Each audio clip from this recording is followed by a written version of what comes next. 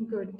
एक एक छोटे छोटे पॉइंट को एकदम क्लियर माइंड में सेट करो, ये सब टफ कुछ नहीं है, सबसे इंटरेस्टिंग हो जाता है फिर बायोटेक्नोलॉजी। जस्ट मैथ की जगह से आपको आ गया तो आ गया। द RISC, इसके क्या है, मल्टी प्रोटीन कॉम्प्लेक्स है, मतलब ये सिंगल तो हो नहीं सकता। ठीक है, specifically ribonucleoprotein which incorporate one strand of ssRNA segment such as micro RNA और डबल स्ट्रैंडेड siRNA। ठीक है, अगर तुम वन लाइन में इन दोनों का डिफरेंस नोट करना चाहो तो यहाँ पे लिख सकते हो। अब मैकेनिज्म में नहीं जाऊंगी, जस्ट नोट इट डाउन कि siRNA जो होता है ये इनिबिटरी इफेक्ट करता है। ठीक है, अब कुछ RNA ऐसा हो सकता है जिसको रेगुलेशन, जीन रेगुलेशन चाहिए होता है, और miRNA जो होता है वो पर्टिकुलर mRNA का जीन रेगुलेशन में रोल प्ले करता है। ठीक है, और ये पर्टिकुलर किसी आरएनए के इनिबिशन में रोल प्ले करेगा, उसके एक्सप्रेशन को इनिबिट कर रहा होगा, ये एक्सप्रेशन को रेगुलेट कर रहा होगा। जस्ट वन लाइन में नोट कर लो, कभी इसके बारे में और बात करेंगे फुर्सत से।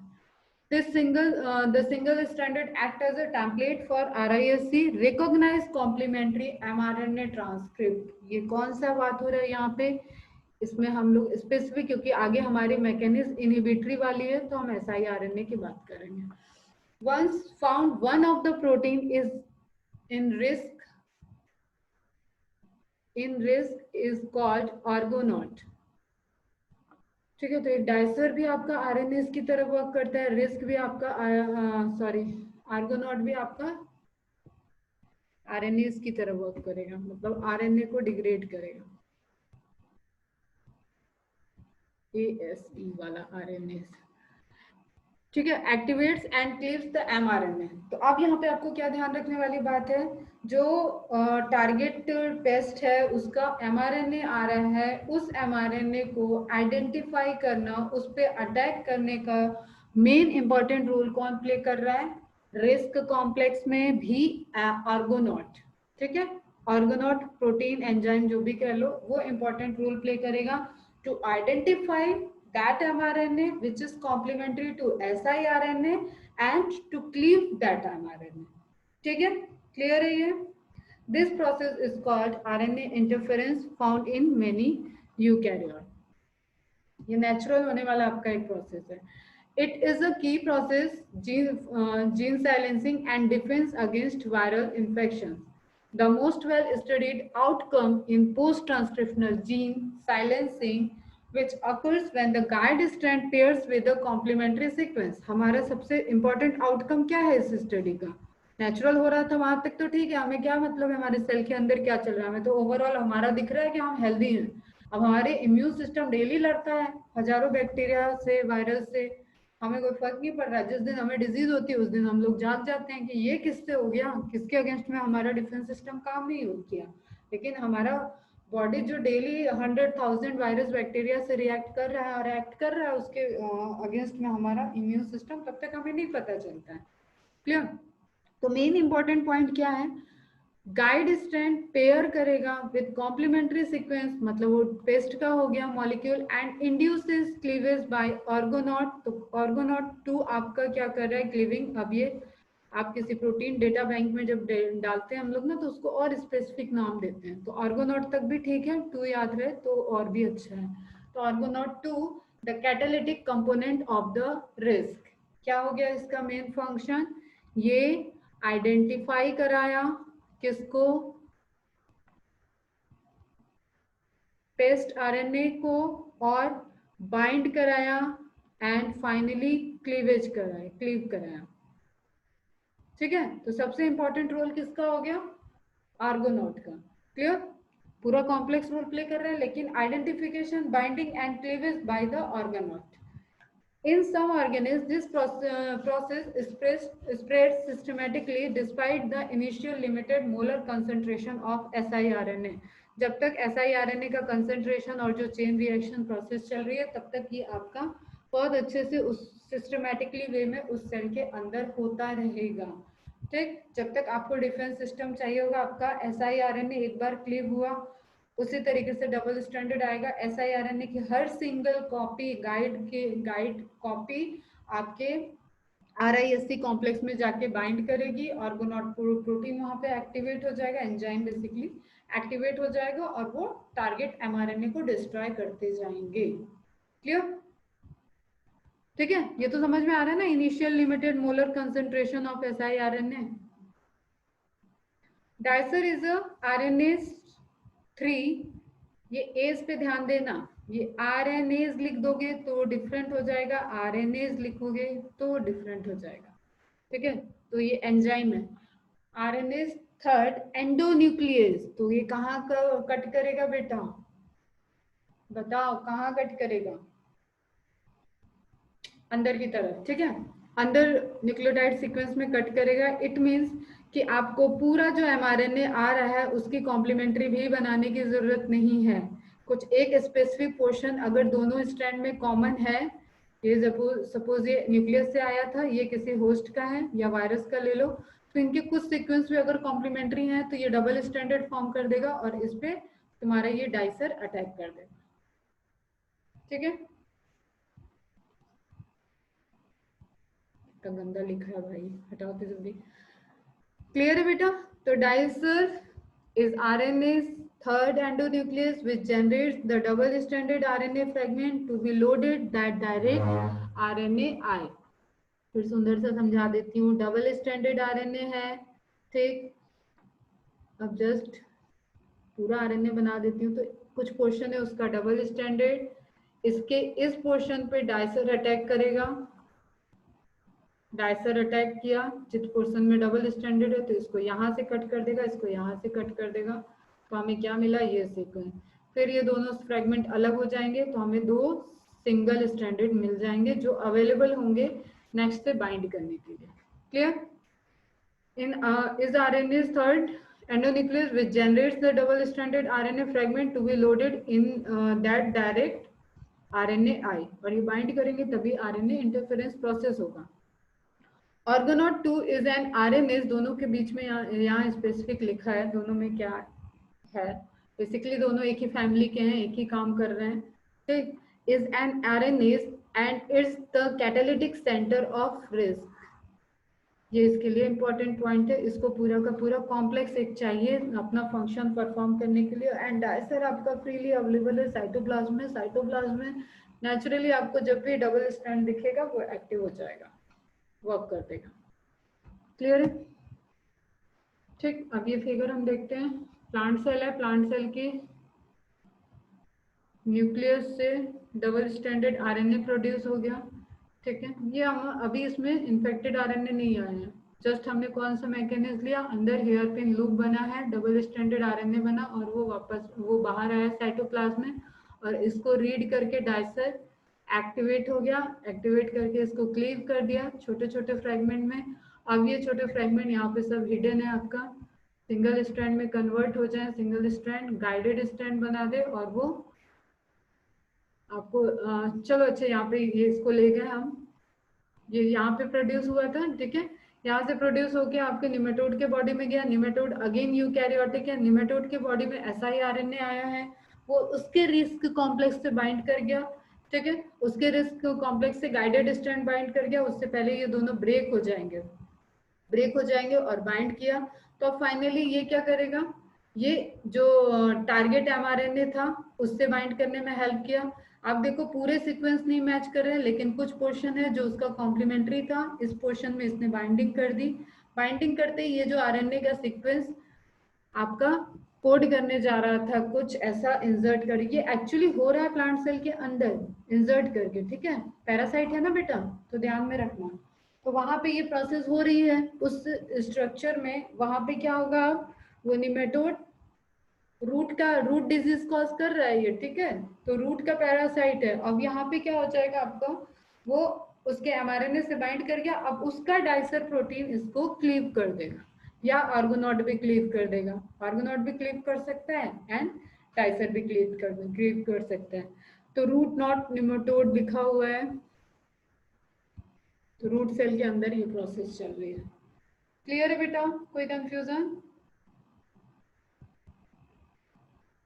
प्लांट की नॉर्मल सेल से आपका siRNA गया, siRNA अपटेक हो गया। देखो अलग अलग जगह अलग अलग मैकेनिज्म होता है, कोई कंफ्यूजन रखने की जरूरत नहीं है, ठीक है। अगर यहाँ पे आर्गोनॉट बन रहा है तो भी वो सिंगल स्ट्रैंडेड हो जाएगा और वो जाके टारगेट को बाइंड कर जाएगा, ठीक है। यहाँ पे क्या हो रहा है, रूट रूट सेल में हो रहा है, तो आपका siRNA अगर ट्रांसफर कर गया है तो उसको वहां पे रिस्क कॉम्प्लेक्स बनेगा, ये भी यूकैरियोट है, ये भी यूकैरियोट है, रिस्क कॉम्प्लेक्स यहाँ पे बना, इससे बाइंड किया, एमआरएनए को इनएक्टिवेट कर देगा और वो जीन साइलेंसिंग कर देगा उसके क्लीवेज से और उसके डैमेज की वजह से। वो जो इन्फॉर्मेशन एमआरएनए पे थी वो राइबोसोम से एक्सप्रेस नहीं हो पाई, मतलब उसका पूरा एक्सप्रेशन नहीं हो पाया। क्लियर है? ठीक है। ये स्ट्रक्चर क्या बना हुआ है, हुक से जो शकिंग करता है वो वाला स्ट्रक्चर है। इज इट क्लियर बेटा?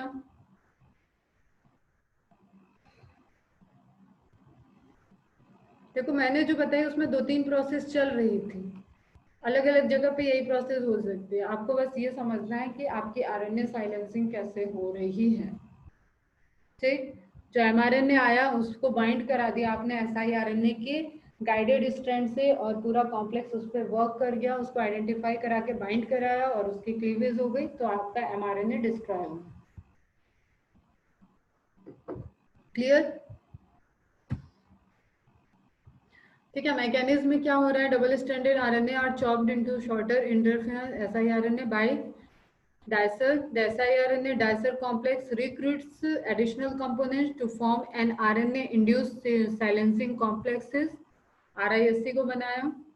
The siRNA अनवाइंड हो गया, एक गाइडेड एक पैसेंजर डिस्ट्रॉय हो जाता है, गाइडेड आगे जाएगा। अभी यहाँ पे आपके इतनी डिटेल में नहीं लिखी है process. The unwound siRNA base pair with complementary mRNA, thus guiding the RNA interference mechanism to target mRNA. The target mRNA is effectively cleaved and subsequently degraded, results in gene silencing. Clear बेटा?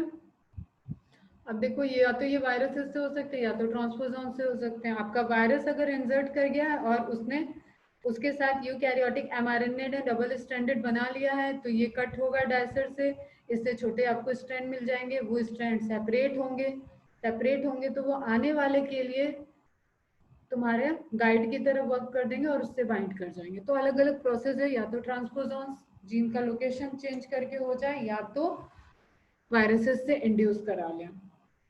Clear? Main purpose देखो ध्यान में रखना है, बहुत हमें ना ट्रांसपोजॉन्स की मैकेनिज्म में जाना है ना वायरसेस में जा सकते हो, वो तुम्हें क्लियर समझ में आ रही है। ट्रांसपोजॉन्स में कंफ्यूजन हो जाएगा। देखो ये हेयरपिन लूप जो मैं बता रही हूँ ना, एक लूप बन गया, ऐसे एमआरएनए बना, इस एमआरएनए ने अपने में ही इंटरमीडिएट बाइंडिंग कर दी, तो ये एक पोर्शन इसका डबल स्ट्रैंडेड में कन्वर्ट हो गया, ठीक। अब यहाँ पे इसको क्लीव कर देंगे, ये डबल स्टैंडर्ड की तरह आया, तो इसने क्या किया, डाइसर ने एक्ट कर दिया, क्लिप कर दिया। ड्रोसा भी ऐसे पूरा एक कॉम्प्लेक्स होता है, मशीनरी होता है जो हेयर पिन लूप को बनने में रोल प्ले करता है। तो अभी अपने को उस पर नहीं जाना है। क्लियर? ठीक है बेटा। तो siRNA या mRNA इनके फॉर्मेशन के तरीके यही होंगे, सिंगल स्टैंडर्ड रह जाएगा, तो mRNA होगा वो एक्सप्रेशन में रेगुलेट करेगा और ये इनिबिशन में रेगुलेट करता है। RISC इसमें catalytic site, आर्गोनॉट, targeted recognition, target को रिकॉग्नाइज किया, बाइंड किया और उसको क्लीव कर दिया। यहाँ पे क्या हो गया, परफेक्ट मैच, क्लीव हो गया। इनपरफेक्ट मैच,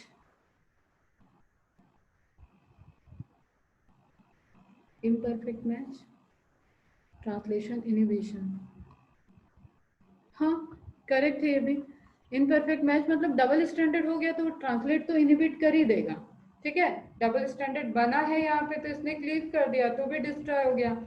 यहाँ पे सिर्फ कुछ कॉम्प्लीमेंट्री सीक्वेंस से बाइंड किया है, फिर भी ये अगर क्लीव नहीं हो रहा है तो भी आपका ट्रांसलेशन इनिबिशन कर देगा। इस केस में क्या हो रहा है, एक पर्टिकुलर आपको स्ट्रैंड नहीं मिला कि पूरा परफेक्ट मैच मिल गया, इस तरीके से एक लॉन्ग परफेक्ट मैच नहीं मिला, लेकिन जस्ट सपोज यहाँ पे मैच कर गया और यहाँ पे नहीं मैच है, फिर यहाँ मैच कर गया, इधर नहीं मैच है, तो कहीं आपका डबल स्टैंडर्ड हो जाएगा, कहीं पे लूप बनेगी, ठीक। मतलब इन दोनों के बीच में यहाँ तक तो सब फ्री होंगे न्यूक्लियोटाइड। तो आपको इस केस में भी वैसे आप समझ सकते हो कि प्रोटीन सिंथेसाइज करने के लिए तो आपको एक सीक्वेंस चाहिए कंटिन्यूअस, तभी प्रोटीन बनेगा। तो ये भी एक ट्रांसलेशन इनहिबिशन हो गया, ये भी एक हो गया। आपको इसमें जाने की वैसे जरूरत नहीं। How nematode takes RNA for RNAi, ये समझ में ही आ गया होगा अब तो। These RNA molecules must then becomes available to the nematode and be capable of ingestion via feeding tube। और nematode का digestive system कैसा होता है, complete या incomplete, both hand present होंगे या एक ही hand, ingestion excretion दोनों में रोल प्ले करेगा। If these requirements can be met, crop resistance could be achieved by a plant delivering double-stranded RNA that targets a nematode gene and induces a lethal or highly damaging RNA interference effect on the parasite। तो वो उस as a resultant वो उस अपने host plant पे affect नहीं कर पाएगा।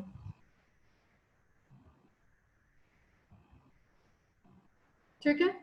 और निमेटोड कैसे करता है, आपका पैरासाइट है तो पूरा का पूरा ऐसे इनगल्फ करके डाइजेशन नहीं करेगा, वो क्या करेगा, एब्जॉर्प्शन करेगा। मतलब कुछ अमाउंट में सेमी डाइजेस्ट फूड जैसा मटेरियल उसके सराउंडिंग उसके रूट में प्रेजेंट होगा, उसको वो एब्जॉर्ब करेगा। जैसे ही एब्जॉर्ब करेगा तो वहां से siRNA जो कि ऑलरेडी निमेटोड के कुछ पॉइंट ऑफ व्यू से सिमिलर है, कॉम्प्लीमेंट्री है, पूरा का पूरा mRNA उसका कॉपी नहीं होगा, लेकिन कुछ न्यूक्लियोटाइड वहां पे कॉम्प्लीमेंट्री हैं, और वो पार्ट उस टिश्यू के साथ उस फूड के साथ थ्रू आ गया तुम्हारा डाइजेस्टिव सिस्टम में, डाइजेस्टिव सिस्टम से आया तो वो उसके सेल के साथ उसके डाइजेस्टिव सिस्टम से उसके सेल में जब जाएगा तो वो क्या हो जाएगा, वहां पे आपका बाइंडिंग स्टार्ट कर देगा और डैमेज करेगा, उसके प्रोटीन एक्सप्रेशन को इनहिबिट कर देगा।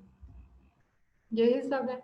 अब आप देखो प्लांट के केस में ये भी थोड़ा एक हायर लेवल की आपको इन्फॉर्मेशन होनी चाहिए कि आपके पास दो जगह डीएनए है, एक तो क्लोरोप्लास्ट में भी प्रेजेंट होता है, एक न्यूक्लियस में भी प्रेजेंट होता है। अब ये सब चीजें टारगेट वाली है कि आपका अप्रोच किस तरफ आपने टारगेट किया, ठीक। तो क्लोरोप्लास्ट एक्सप्रेशन में जाओगे आप तो देखो dicer passes out of gut inside gut, injection of long double standard RNA injection हुआ, और उसके बाद वो एसिमिलेशन के थ्रू जैसे ही ब्लड में आएगा उसका डबल स्टैंडर्ड आरएनए वगैरह देख के वो, सॉरी ब्लड कहाँ होगा यहाँ पे, मतलब जैसे ही उसके सिस्टम में आया सेल में आया उसको डाइसर एक्ट करेगा, उसको siRNA में कन्वर्ट कर देगा स्मॉल इंटरफेरिंग आरएनए में, और वो फिर टारगेटेड mRNA से बाइंड करके स्टॉप कर देगा। और हर एक सेल में ये चलेगा, यूकैरियोट है तो हर एक सेल में यही प्रोसेस चलेगी। क्लियर। यहाँ पे क्या मैकेनिज्म क्या चल रही है, क्लोरोप्लास्ट डीएनए आरएनए आई ट्रांसजीन उसमें इंसर्ट कर दिया गया और long double standard RNA produce हो गया, और ये बाहर आएगा तो ये डाइसर इस पे एक्ट करेगा और प्रोसेस चलेगी। क्लियर। तो इसमें इंड्यूस किया गया। अब ये सब जेनेटिक इंजीनियरिंग की चीजें हैं। न्यूक्लियर डीएनए अभी जो आपको बुक में दिया उसमें एग्रोबैक्टीरियम वेक्टर आ रहा है, ठीक है, वो आपको उसी पे ध्यान देना है। न्यूक्लियर डीएनए या न्यूक्लियर डीएनए में अगर इंसर्ट किया गया आरएनए आई जीन तो अब जब भी ये इंफॉर्मेशन देगा तो इससे इसके थ्रू भी आपको सेम आरएनए का सीक्वेंस मिल जाएगा जो आपका डिजायर्ड पार्ट है। तो long DSA RNA dicer siRNA same process, उसके बाद siRNA गट में ट्रैप्ड हो रहा है और यहाँ से रिलेटेड जो भी उसको mRNA मिलेगा उसको वो बाइंड करके साइलेंस कर देगा। ठीक है। तो बोथ केस में आपको क्या देखा, डिफरेंस जो है वो क्लोरोप्लास्ट वाले केस में आपको दिखा कि आपने कहाँ पे वर्क किया है, प्लांट में, उस केस में आपके इंसेक्ट की डेथ हो गई, और अगर आपने न्यूक्लियस में किया है तो इंसेक्ट सरवाइव कर गया। इसका रीजन बता पाएगा कोई? बस वो प्लांट बच रहा है लेकिन इंसेक्ट सरवाइव कर गया, जस्ट बिकॉज, इसका कोई रीजन ऐसा बड़ा नहीं है, जस्ट बिकॉज ऑफ उस प्लांट में वो इंसर्ट नहीं हुआ, उस प्लांट में ऐसी कुछ चीजें नहीं है जो निमेटोड को हार्म करें। ठीक है, निमेटोड को हार्म करे ऐसा कुछ नहीं है, जस्ट ये वाला प्लांट उससे बच गया। ठीक है, प्लांट अपने आप को बचा लिया। और बताना किसी के माइंड में कोई चीज है? ठीक है, ये हो गया आरएनए इंटरफेरेंस वाला आपका। इसके बाद हम लोग मेडिसिन में आ जाएंगे, इंसुलिन का देखेंगे, जिससे रिलेटेड भी एक क्वेश्चन आया था, एच एन बी चेन सी चेन वाला, सल्फर डाइसल्फाइड वाला बॉन्ड। यहाँ किसी को कोई डाउट?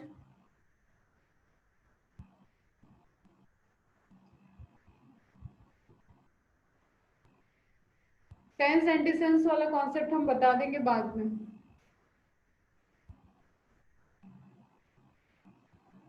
क्लियर है? एंड करें लेक्चर? कोई रिप्लाई नहीं दे रहा। क्लास चल रही है नहीं चल रही?